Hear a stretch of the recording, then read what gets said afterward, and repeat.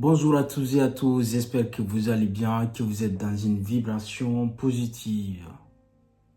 Pourquoi travailler dur ne suffit pas? Ne suffit-il pas? L'intelligence stratégique avant l'effort.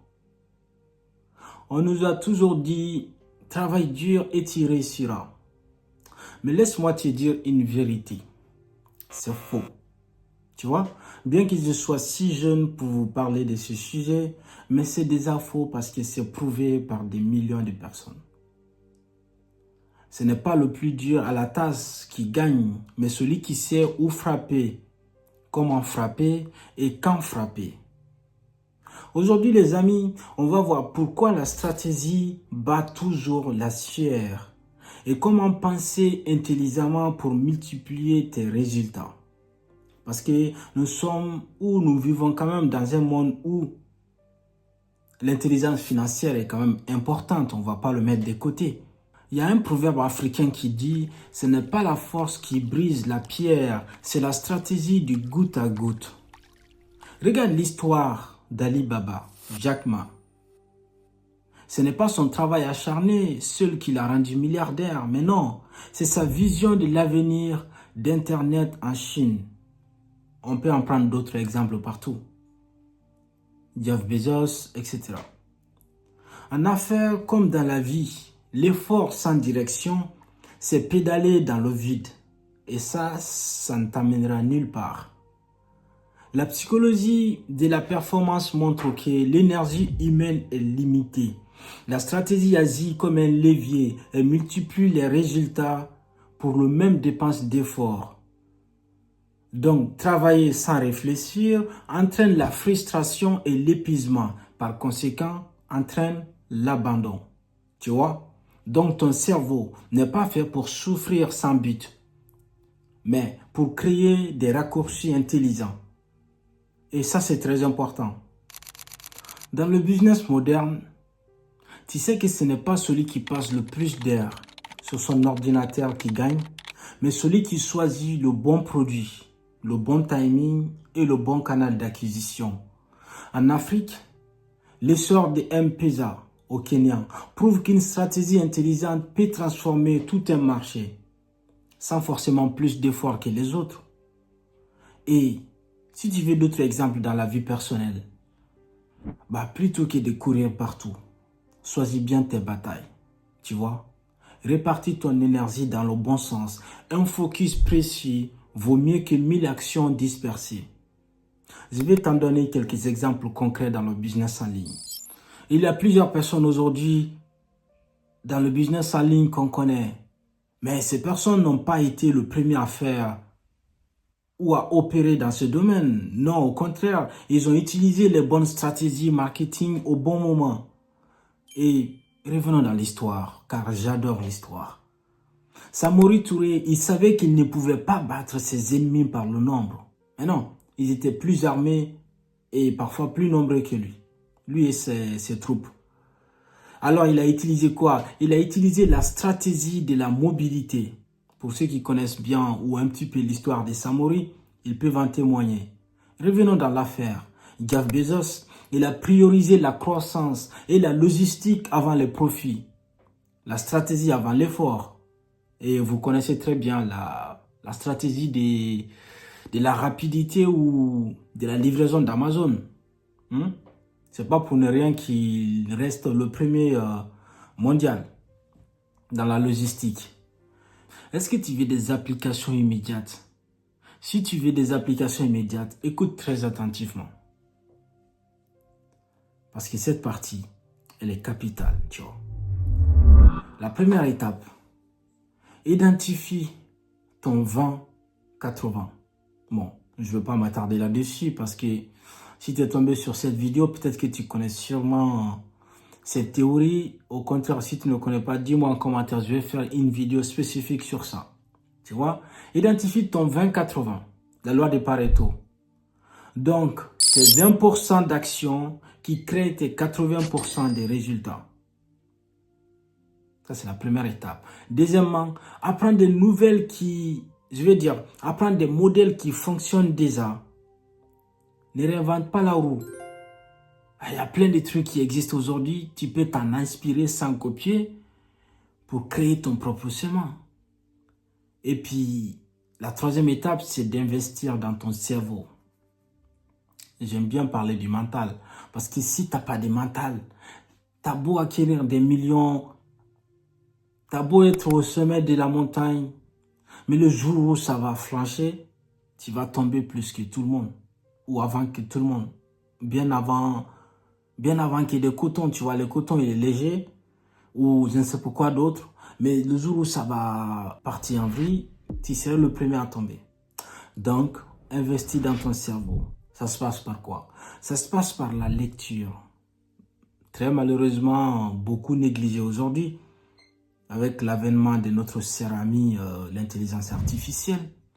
Investis dans la formation, dans les mentors si tu as les moyens. Parce qu'une idée peut t'éviter 1000 heures de travail inutiles. C'est là où certains gagnent plus que d'autres, tu vois. Ces stratégies ou ces 3 étapes que je viens de citer là sont très importantes. Pourquoi? Parce que ce n'est pas le plus dur qui gagne, c'est le plus malin. Ce n'est même pas la sueur qui fait les empires, c'est la stratégie qu'il fait. Vous avez sûrement vu dans le film Les Gladiateurs, ils étaient moins nombreux que les empires ou les soldats certifiés. Mais ils arrivaient souvent, tu vois. Donc, travaille ta stratégie. Et est-ce qu'ils savaient aussi que ce n'est pas ton effort qui décide de ta réussite? Bien que ça compte beaucoup l'effort, mais c'est bien ton intelligence dans l'action. C'est ça qui te permettra d'avancer. Tu vois? Donc pour finir, travaille dur. Oui, bien sûr. Bien sûr qu'il faut travailler dur. Mais surtout, travaille intelligemment. Travaille intelligemment, c'est quasiment tout ce qu'il te faut. Pourquoi? Car la discipline sans stratégie mène à l'épuisement. Mais la stratégie avec discipline mène à la liberté. Tout le monde parle de liberté, mais combien la vivre vraiment? Combien la vivre réellement? On croit que la liberté, c'est un cadeau qu'on reçoit, un droit qu'on réclame ou une faveur qu'on entend. Non, une faveur qu'on attend. Mais non. La liberté n'est pas donnée. La liberté se construit. Ça me rappelle d'ailleurs l'un des passages clés de Malcolm X quand il disait « Personne ne va vous donner la liberté, personne ne va vous donner l'égalité. Si vous êtes homme, c'est à vous de la prendre. » C'est pareil dans l'autre sens. Encore une fois, je répète, la liberté n'est pas donnée. Elle se construit, brique par brique. Soit après soit, sacrifice après sacrifice. Aujourd'hui, les amis, on va voir pourquoi la liberté n'est pas un slogan, mais bien une œuvre quotidienne. En Afrique de l'Ouest, un proverbe mandingue dit « La liberté ne s'hérite pas, elle s'arrache avec sagesse. » L'histoire le prouve. Samori Touré, résistant à la colonisation, a appris que la liberté ne se négociait pas, mais se défendait par la stratégie et l'unité. Confucius enseignait l'homme supérieur. Enseignait, je cite, l'homme supérieur cherche en lui-même, tandis que l'homme vulgaire cherche chez les autres. Tout ça pour dire que la vraie liberté commence par l'indépendance intérieure. Ces exemples montrent une chose, la liberté est une construction intérieure, mais aussi une construction extérieure. La psychologie moderne montre que beaucoup de nos choix sont conditionnés par trois choses clés. Premièrement, par l'environnement, et deuxièmement, par nos croyances limitantes, puis troisièmement, par la pression sociale, ce qui vient de l'extérieur. La liberté ne consiste pas à faire tout ce qu'on veut, mais à choisir consciencieusement ce qui nous construit. Les neurosciences parlent plutôt de la plasticité cérébrale, c'est-à-dire chaque habitude, chaque décision sculpte ton cerveau. Donc chaque micro-choix est une pierre dans l'édifice de ta liberté ou de ta servitude. Dans le business, être libre, ce n'est pas de dépendre d'un seul revenu. Les entrepreneurs asiatiques qui bâtissent patiemment des empires familiaux savent qu'il vaut mieux construire lentement, mais sûrement que de rester prisonnier d'un seul salaire. Dans la vie personnelle, être libre, c'est oser dire non. Non à une relation toxique, non à une habitude qui détruit, non à une consommation dictée par la mode. La liberté n'est pas un statut, c'est bien une discipline.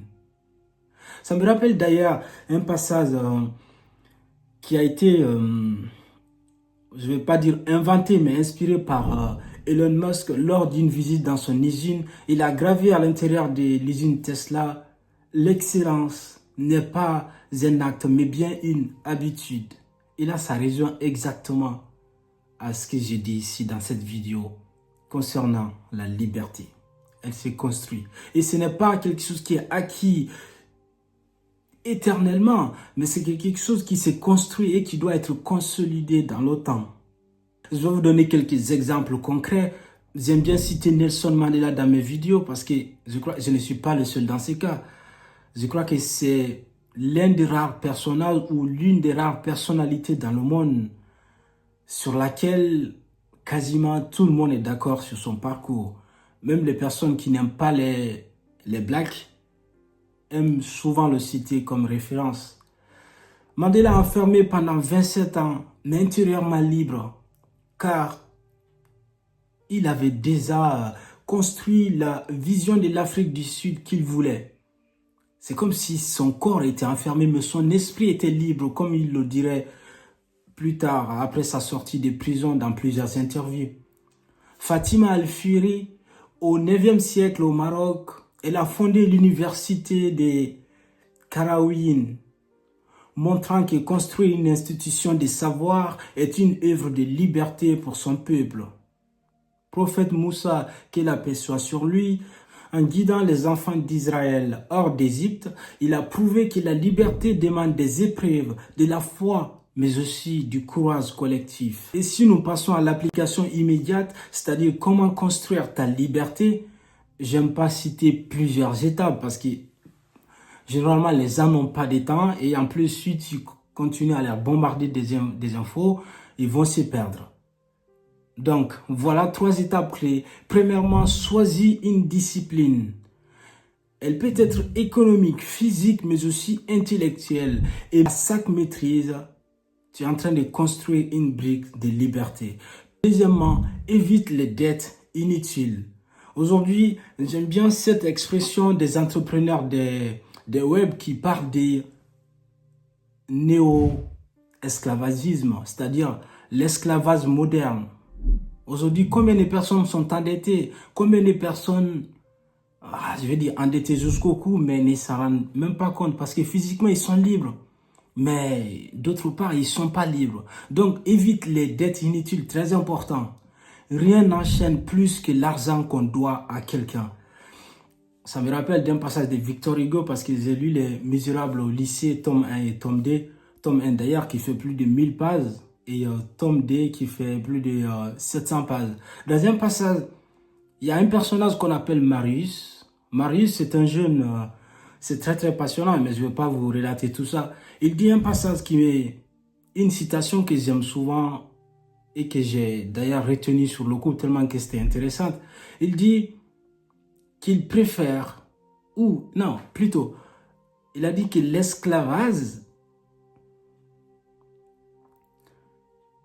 il dit que la dette, qu'il n'aime pas la dette, qu'il déteste la dette, parce que la personne qui est endettée est comme quelque part comme un esclave. Et la seule différence, c'est que le maître d'esclave possède la personne de l'esclave, alors que le créancier, détient de la dignité de la personne endettée. Vous voyez? Donc, c'est très grave les dettes. Même les religieux, ils le reconnaissent. Déjà, on connaît que la loi ne tolère pas. Si tu as des dettes envers l'État ou quoi que ce soit, tu n'es pas libre. Donc, évite les dettes inutiles. Et troisièmement, construis ton indépendance. Ça se passe par les compétences, par les réseaux, mais aussi par la spiritualité. Tu vois ces étapes, personne ne pourra te les enlever. Je ne te dis pas tout ça inutilement, parce que la liberté n'est pas un droit. Et je suis désolé, je sais que je vais en choquer plus d'un ici dans cette vidéo, mais ce n'est pas un droit, c'est une conquête. L'histoire nous a rappelé dans toutes les civilisations, dans quasiment toutes les cultures. Et cette conquête, elle demande des sacrifices, elle demande des combats, elle demande du courage, mais aussi elle demande de la discipline. La liberté n'est pas une faveur, encore une fois, c'est une œuvre. La liberté n'est pas donnée par d'autres, elle est forgée par toi. Alors, cesse d'attendre et commence à bâtir. Parce que, encore une fois, la liberté n'est pas un cadeau qu'on reçoit, c'est une construction qu'on élève. Et chaque choix plutôt d'aujourd'hui détermine ta case ou l'espace de demain. Alors, construis ta liberté. Comment on construit une maison? Avec patience, avec persévérance, mais aussi avec vision. Voilà, c'était essentiellement tout pour aujourd'hui. Merci d'avoir regardé cette vidéo. N'oubliez pas de prendre soin de vous car chaque jour que Dieu fait est une nouvelle vie. Prenez la vie du bon côté sous le regard de l'invisible. Et enfin, je vous dis One Love.